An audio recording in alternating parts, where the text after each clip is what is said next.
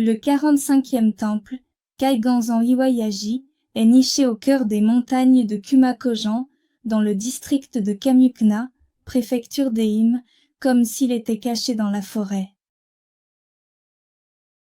Du parking au hall principal, les visiteurs doivent gravir un sentier de montagne escarpé pendant environ 20 minutes.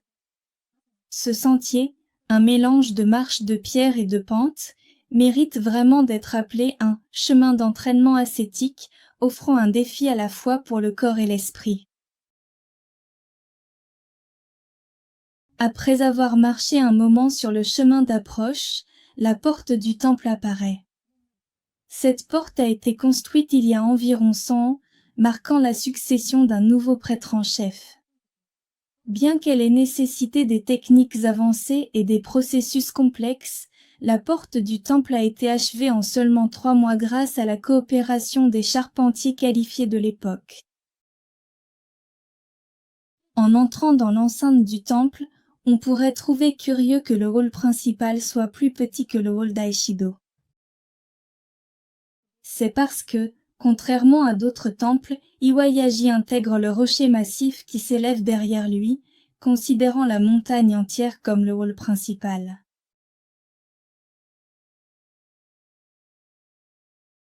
Le hall d'Aishido a été désigné comme une propriété culturelle importante du Japon. Basé sur l'architecture traditionnelle des temples, il présente également des éléments de design occidentaux qui sont harmonieusement intégrés, ce qui lui a valu de grands éloges en tant que mélange remarquable de styles japonais et occidentaux. Une randonnée de 15 minutes sur un sentier de montagne depuis l'enceinte du temple mène à un site d'entraînement spirituel appelé Seriwari Gyoba. Là, les ascètes doivent se faufiler à travers une fissure étroite qui semble fendre la roche et escalader une falaise escarpée en utilisant des chaînes, un terrain d'entraînement particulièrement rigoureux.